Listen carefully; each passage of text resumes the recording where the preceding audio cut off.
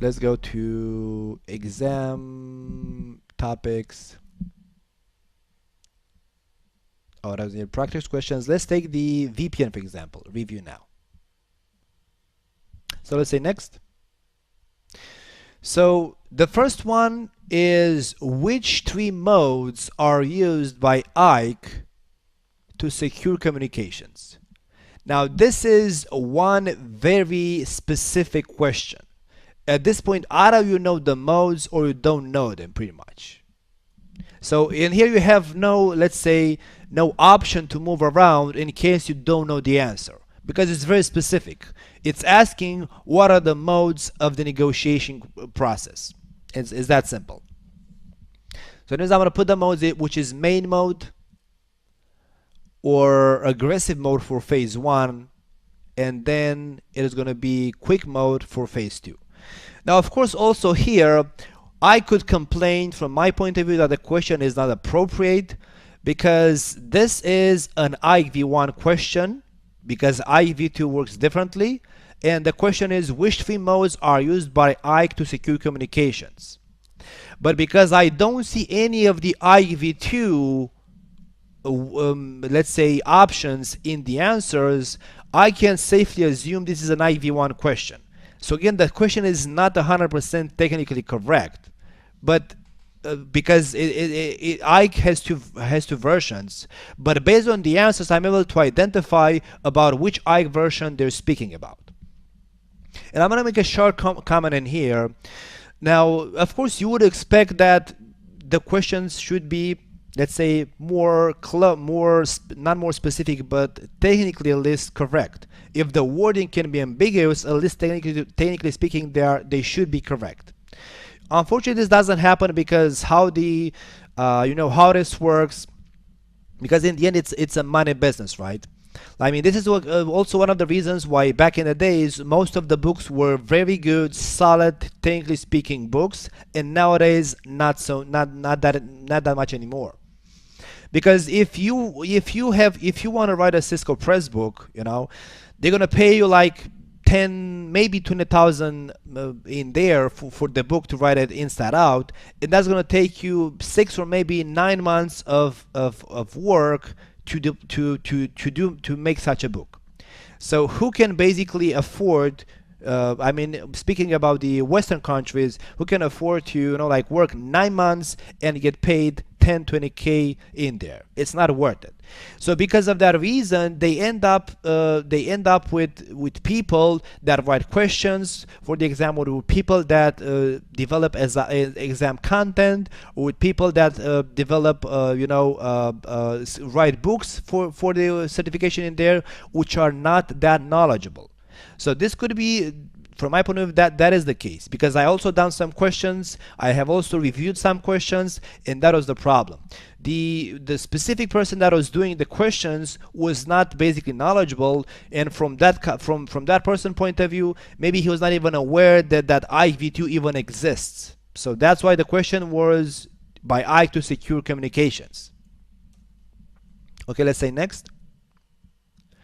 Then, which type of VPN technology is likely to be used in a site-to-site VPN? This is a not very specific question. As long as you understand what is the site-to-site VPN and what is the remote access VPN, and what are those different, what do they achieve, what is the scope of them, you should be able to answer the question even if you don't know the answer. So in a site-to-site VPN, first of all, there is no such thing as a TLS VPN. We have SSL VPN, which makes use of SSL or TLS, but there's no such thing as a TLS VPN, because we're speaking about types of site-to-site VPN technologies. And then, because site-to-site VPN cannot be SSL, because it doesn't make sense, Cisco doesn't have SSL VPN site-to-site. We're going to speak about it when we get there. I know some vendors offer the option to do site-to-site VPNs using SSL. From my point of view, just a marketing strategy, because it doesn't make sense. It's not actually required. But either way, there are some, of course, some customers who want that for the same reason that you would implement remote access SSL VPN and not remote access IPsec VPN. Because based on where you connect from, it may happen that the protocols required to negotiate an IPsec VPN tunnel are not allowed are not functioning from that specific point of connection in the internet. So because of that, I just know that basically a site-to-site VPN doesn't use SSL, which means no SSL VPN, and there's no such thing as HTTPS VPN, which means this leaves us with only IPsec as the answer. Which of the following is never part of an IINS phase 2 process? Again, because we speak about phase 2, this actually means about IINS v1 phase 2. Either way. So it's a question about the phase 2 process of IINS v1, and the question is which of the following is never a part of phase 2? So in here it means you have to know what is the scope of phase 2, because if you understand the scope of phase 2, as you're going to do it within class as well, you understand what's being negotiated in phase 2, which means you're going to be able to answer the question properly. So in phase 2, the scope, so which of the following is never part of?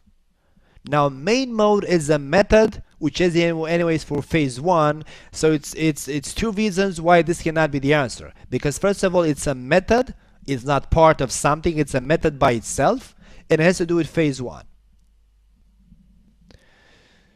Then the transform set to use, it is a phase 2 negotiation. This one is a phase 2 in here. Running PFS is a phase 2. And specifying a hash map is a phase 2 as well. So pretty much I'm left with, it means that because both of them are in phase 2, it means there we go, the answer is main mode. So in phase 2, I may use PFS, I have to use transform sets, I have to define hash methods, so main mode is the answer, and let's say submit. There we go, this time we got it all right.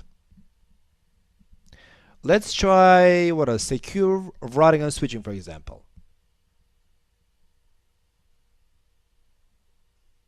It is 3 questions likewise. Let's say next.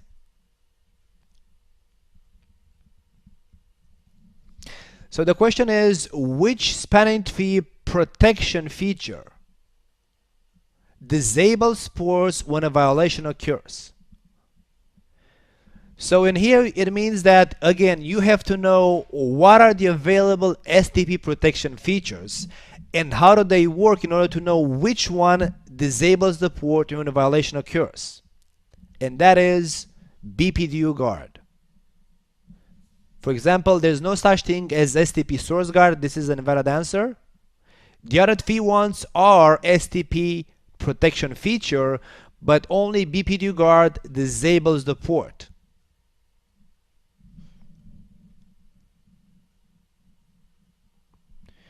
Which option mitigates VLAN hopping and double tagging in VLAN hopping attacks? So this it's again a very specific question, which you have to know what VLAN hopping means and how does double tagging help in VLAN hopping attacks. So basically the question is, how do you mitigate VLAN hopping or double tagging, which is basically still VLAN hopping attacks? So you have to first know what VLAN hopping is, how does it work, how is it basically done. So only at that point you're going to be able to understand what are the solutions to defend against those kind of attacks. But still, let's see if even without knowing the answers, you can actually eliminate ones which are 100% not correct. So the first one says, ensure that the native VLAN of the trunk ports is different from the native VLAN of the user ports. And this is a correct answer. Correct. Let's see the other ones. The second one, ensure that the native VLAN of the trunk ports is the same as the native VLAN of the user ports. So this is the opposite of option A, and this is actually the implementation, the configuration that allows VLAN hopping to happen. So this is not correct. Option C, setting the trunk port to off. Not really. This can help. This can help mitigating attacks, but it's not enough. And likewise, enabling auto trunking negotiations, which means DTP. DTP actually allows for other kind of attacks. So this is actually not related to my question. So I would say that the option which mitigates VLAN hopping and double tagging is making sure that the native VLAN of the trunks is different from the native VLAN of user's ports. So basically option B was not correct because I just knew option A was correct and B is the opposite of A. C was not correct because it's not enough to defend against VLAN hopping. And D was not correct because DTP is not directly connected with VLAN hopping. I mean, it is, but basically DTP is the enabling DTP is going to basically actually allow, so this allows VLAN hopping to happen. The question is about mitigation. So there you go. Let's pick answer of A. Next.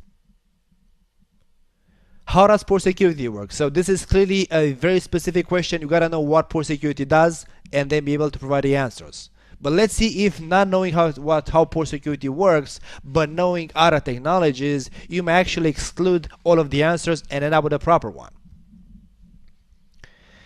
So it says, how does port security work? By error disabling an access port when a BPDU is received. This is BPDU guard, not port security. Let's say option number A, by limiting and identifying the MAC addresses of the systems that are allowed to access the port. This is a correct answer. Now, this is the first time I'm going to speak about the following option. When you read the question and you read the first answer and it is correct, you don't choose that answer and move on. Because with any questions, you may have multiple correct answers. So a question can have multiple correct answers and you have to choose the best one. Basically, which one is it is more connected to the question itself. So in case you have multiple correct answers, read the question again and see exactly what is the question looking for. And likewise, in the answers, you may have correct statements. Like the question may be about how to authenticate routing protocols, and one of the answers could be something like routing protocols are authenticated because of security reasons. So that's a correct statement, but has nothing to do with the question. So that's why that's not an option. So when you read the answers, see which ones are actually connected to the question. So exclude just the correct statements, which are just correct statements. And then from the remaining ones, if you have multiple correct answers, see which one better fits and closer fits with the question. So option B, by limiting and identifying the IP addresses of the systems that are allowed to access a port. So as long as you know that port security has to do with MAC addresses, it means you're going to instantly know that option B is wrong, because this is about IP addresses and port security is about MAC addresses. And option C, let's say, by instructing the switch to inspect the ARP entries passing through it in real time. Again, this has to do with dynamic ARP inspection, but even if you don't know what is the feature about you're speaking about, as long as you know that port security has to do with MAC addresses, then clearly has nothing to do with the ARP messages. Putting the port in a listening state, wrong again.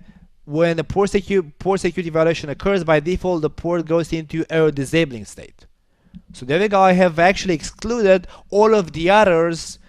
Even so, in this case, even if I would have not known what a correct answer is, then just by knowing other technologies, I should have been able to end up with the correct answer, which should be A.